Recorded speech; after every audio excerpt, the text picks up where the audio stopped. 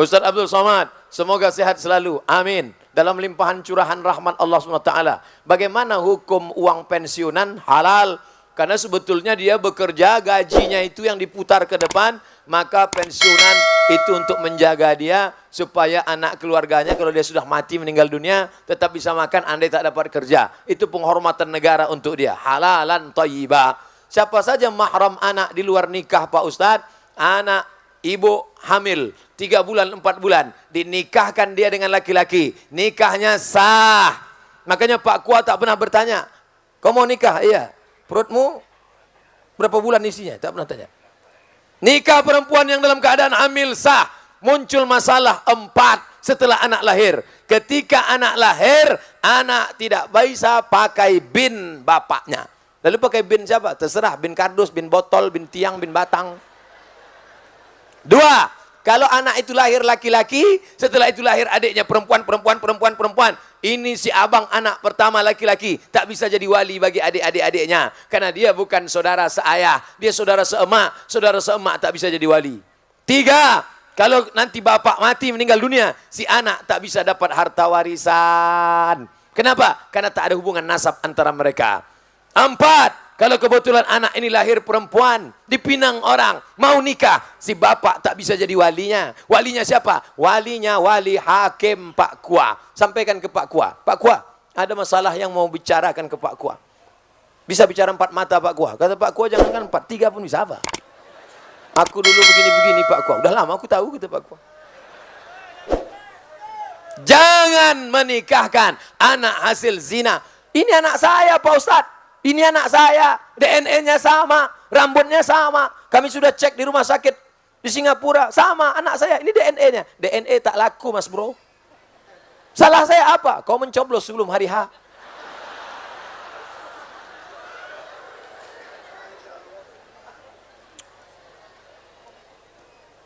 Apakah anak yang dilahirkan di luar nikah dengan ayahnya atau adik laki-lakinya termasuk mahram? Anak luar nikah, laki-laki. Lalu kemudian dengan adik-adiknya itu, saudara seibu tetap mahram. Maka dia mahram dengan saudara-saudaranya karena dia dianggap saudara seibu. Dengan ayahnya itu bukan ayah kandungnya. Lalu apa? Tapi dia tetap tidak boleh karena sudah menikah dengan ibunya. Dianggap semacam ayah tirinya. Dia tak ada hubungan nasab. Tapi karena menikah dengan emaknya, maka dia punya hubungan disebabkan oleh pernikahan. Bukan oleh hubungan darah. Beberapa tahun yang lalu, dari Kementerian Agama telah melakukan penetapan ulang arah kiblat di seluruh Indonesia, termasuk di Tanjung Pinang. Sebagian masjid telah merubah arah kiblatnya sesuai rekomendasi dari Kemenak. Panjang betul ceritanya. Tapi ada sebagian masjid tetap bertahan dengan arah kiblat yang lama. Alasannya Kemenak menggunakan alat buatan orang kafir. Ada lagi yang beralasan kalau arah kiblatnya tidak pas betul, tidak menjadi masalah. Yang penting hatinya mengarah ke kiblat. Oh kalau gitu membelakangi kiblat aja. Mana kiblat? Ah belakang. Kau kenal nggak ada urusan? Hati. Yang penting kan hatinya. Sama macam orang-orang yang bilang, kau kenapa tak berjilbab? Yang penting hatinya berjilbab. Nanti datang orang gila tak bercelana. Kau kenapa telanjang? Yang penting hatinya pakai baju. Otak. Ini pakai otak apa otak-otak? Tidak boleh ikut itu. Karena alatnya orang kafir. Mikrofon ini siapa yang buat nih? Mikrofon yang buat orang kafir. Itu maka tulisannya on off. Seandainya orang Islam pasti tulisannya al-hayah wal maut. Ini lampu. Ini lampu ini yang buat orang kafir. Ini lampu, ini mikrofon yang buat semua. Masjid itu Kubah. Kubah masjid itu dari mana? Kubah masjid itu dari Bizantium. Bizantium itu mana? Roma. Roma itu mana? Non-Muslim. Menara. Menara itu dari mana? Menara dari Mesir. Yang membuat siapa? Yang membuatnya orang Yunani. Menara diambil dari kata nar, api. Tempat api. Mana dari Islam? Islam tidak melarang menggunakan alat non-Muslim selama yang diambil maslahatnya. Tidak diambil sebagai ibadah. Kecuali yang diambil ibadahnya, ritualnya baru tak boleh. Wala ana abidu ma'abadtum wala antum abiduna ma'abud lakum dinukum. Jelas? Tak juga jelas, kita ulang sekali lagi. Kami 5 bersaudara. 3 perempuan, 2 laki-laki. Iyalah 3 tambah 2, 5. Ada peninggalan orang tua kami yang disepakati dijual seharga 1 miliar. Oh banyak tuh. 1 miliar belikan cendol, berenang kita. Belum terjual sampai sekarang. Enak tadi ceritanya di awal, ujung-ujung tak sedap. Salah seorang ingin menjual hak warisnya kepada yang lain. Pertanyaannya, bolehkah menjual hak waris tersebut? Boleh. Jadi kalau 1 miliar dibagi berapa nih Pak Ustadz? 3 perempuan, 2 laki-laki. 2 laki-laki itu kali 2, 4. 3 perempuan, 4 tambah 3 sama dengan 7. 4 tambah 3 sama dengan 7. 1 miliar bagi 7, laki-laki 2 bagian, 1 perempuan 1 bagian. Satu yang perempuan ini sedang susah. Kujuallah bagian itu ke engkau. Boleh. Dijualnya bagiannya kepada saudaranya tadi, maka nanti pas dijual, dia tak dapat lagi karena sudah mengambil duluan. Jelas? Saya sering menonton YouTube Pak Ustadz. Alhamdulillah. Mengenai pertanyaan dari jamaah hasil bunga bank. Tegas Pak Ustadz mengatakan bunga bank itu haram. Sekarang ini ada beberapa perusahaan pihak ketiga. Jangan ada orang ketiga di antara kita. Yang bekerja sama dengan pihak bank konvensional. Dalam hal pengelolaan anjungan tunai mandiri ATM. Tugas pihak ketiga, pengisian uang, perbaikan, sebagainya yang berkaitan dengan kelancaran operasional. Yang ingin saya tanyakan, apakah penghasilan karyawan-karyawati pihak ketiga itu sebagai sumber mereka itu berasal termasuk haram Pak Ustadz? Mereka ini menjual jasa, tidak pihak yang berkaitan langsung. 3 yang dilaknat. Siapa yang dilaknat? Akilar riba, yang makan riba. Wa mukilahu, orang yang dikasih makan riba. Wa katibahu, penulisnya, pencatatnya. Kulluhum sawa, semuanya mereka sama statusnya. Adapun orang pegawai bank beli nasi bungkus di samping rumah makan Minang Maimbau. Tiba-tiba datang pegawai bank beli.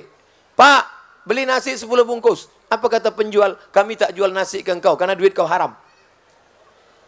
Bapak jual semen, toko bangunan, datang orang beli. Pak, saya beli semen 10 sak. Apakah Bapak tanya, duit kau dari mana? Duit halal apa duit haram? Yang penting barang yang kita jual halal. Yang penting barang yang kita jual halal. Nah, ini menjual jasa. Jasa yang dia jual halal, tidak terkait langsung. Adapun kalau dia langsung baru menjadi haram. Penulisnya, saksinya, orang yang diberi, orang yang memberi, orang yang meminjam, menerima pinjaman langsung. Adapun yang tak langsung, yang terkait dengan operasional, yang terkait dengan tak langsung, maka tidak disebut dengan memakan riba. Bagaimana cara mandi junub yang baik Pak Ustadz? Mudah-mudahan ini anak SMP. Saya khawatirnya yang nanya ini anak udah 3. Yang pertama, semua basah. Asal semua sudah basah, sah. Yang mana duluan basah Pak Ustadz? Terserah. Kalau kebetulan di sungai, salto. Atau di kolam renang. Nawaitu rafal hadasil akbari an jamil badani. Aku niat menghilangkan najis besar, hadas besar dari badanku. Lillahi ta'ala. Sah. Kalau cerita rukunnya saja, yang penting semua basah. Tapi kalau mau cerita sunnah-sunnahnya, ikut sunat-sunatnya, pertama kali basuh tangan. Iza staiqaza ahadukum min naumihi. Kalau kalian bangun tidur, jangan masukkan tangan ke tempat bejana. Bangun tidur malam, dimasukkan tangan ke bak, ke ember, tak boleh. Kenapa tak boleh? Li'annahu la yadri aina batat yaduhu. Karena kau tak tahu tanganmu tadi malam nginap di hotel mana. Cuci dulu tangan di luar bak, habis itu baru kau masukkan air, cuci tangan, maaf cakap cuci basuh kemaluan, setelah itu baru berwudu, macam wudu solat. Basuh kumur-kumur hidung, istinsyak, masuk muka, tangan sampai siku, rambut, ke telinga, kaki. Habis itu baru basahi sikit-sikit. Basahi kaki sebelah kanan, sampai ke mata kaki, sampai ke betis, sampai ke lutut, sampai ke pinggang, sampai ke perut, sampai basah. Sunnah ini apa manfaatnya? Coba baca tulisan. Stroke di kamar mandi. Kenapa orang stroke di kamar mandi? Karena air dingin langsung siram ke kepala. Ketika kulit kepala terasa dingin, darah dari jantung langsung menyembur ingin memanaskan otak kepala. Tapi karena paralonnya tersumbat, maka macet. Coba putar keran, buka keran besar-besar, tapi kemudian pipanya disumbat. Apa yang terjadi? Bam! Pecah pembuluh darah.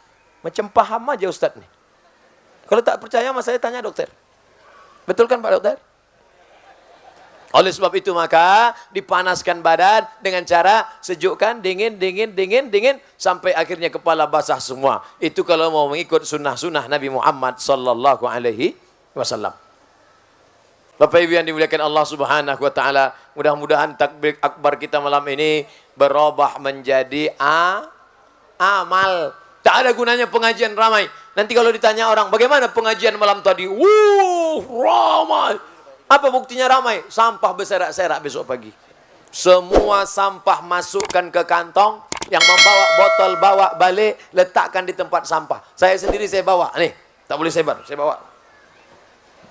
Tak boleh berserak-serak. Karena Islam mengajarkan at-tahuru satrul iman. Kesucian, kebersihan sebagian daripada iman. Orang yang mengatakan Islam kotor, Islam jorok, gara-gara melihat lapangan. Tengok tuh gara-gara Ustaz Somad datang berserak sampah.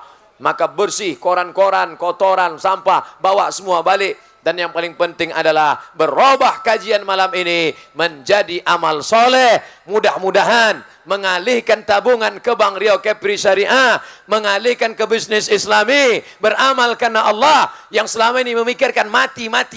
Kata dia harta tak dibawa mati, mobil bisa dibawa mati. Kau wakafkan untuk mobil ambulan, duit bisa dibawa mati, sekolahkan anak yatim. Alhamdulillah Ustaz Somad, sebelumnya jamaah ini pelit, tapi setelah ikut pengajian Ustaz Somad, sedekahnya meningkat. Dulu sebelum pengajian 2000, setelah ikut pengajian 2500. Ala hazihin niyah wa kulli niyatin salihah, untuk niat yang baik-baik. Al-Fatihah. A'udzu billahi minasyaitonir rajim. Bismillahirrahmanirrahim. Alhamdulillahi rabbil alamin. Arrahmanir rahim. Maliki yaumiddin. Iyyaka na'budu wa iyyaka nasta'in. Ihdinas siratal mustaqim. Siratal ladzina an'amta 'alaihim ghairil maghdubi 'alaihim waladdallin. Amin. Allahumma anzilir rahmata was salamata wal barakata ala hadhil jamaah. Turunkanlah keselamatan, kerahmatan, keberkahan kepada seluruh jamaah yang hadir malam ini ya Allah. La tada'lana zamban illa ghafartah. Semua yang pulang dari majelis ini bersih dari dosa-dosanya ya Allah. Wala dainan illa qadaita. Hutang piutangnya tolong melunasi supaya tidak terjebak dalam riba ya Allah. Wala maridan illa syafaita. Saudara kami, sahabat kami, orang tua kami yang kau uji dengan penyakit, angkat penyakitnya, sehatkan ya Allah. Wala mayyitan illa rahimta. Yang meninggal dunia, curahkan rahmat, ampunan dan kasih sayangmu pada mereka ya Allah. Wala raghiban illa anjabta. Yang ingin punya anak, berikan anak yang saleh dan salihah. Min huffazil Quran, menjadi anak-anak penghafal Al-Quran. Wala raghiban wala aziban illa zawajta. Yang lajang, yang gadis ingin menikah, temukan dengan jodoh yang soleh dan solihah. Mudahkan urusan pernikahan mereka ya Allah. Allahumma aslih syababal muslimin. Anak-anak muda kaum muslimin, jaga mereka dari zina ya Allah. Jaga mereka dari perbuatan keji dan mungkar ya Allah. Allahumma dafa'na al-ghala wal waba wal fahsya wal riba wal zina wal munkar. Selamatkan Kepulauan Riau, selamatkan negeri-negeri kaum muslimin dari malapetaka bencana riba, zina, narkoba, perbuatan keji dan mungkar. Rabbana ighfir lana dzunubana, ampunkan dosa kami, wali walidaina, kedua orang tua kami, wali masyaikhina, guru-guru kami, wali aimmatina, pemimpin-pemimpin kami yang saleh, wali man hadarana, semua yang hadir di majelis ini ya Allah. Rabbana atina fid dunya hasanah wa fil akhirati hasanah wa qina adzabannar. Wa sallallahu ala sayyidina wa maulana Muhammad wa ala alihi wa sahbihi wa sallam. Walhamdulillahi rabbil alamin. Taqabbalallahu minkum minna wa minkum taqabbal ya karim. Terima kasih segala perhatian. Mohon maaf segala kekhilafan. Wassalamualaikum warahmatullahi wabarakatuh.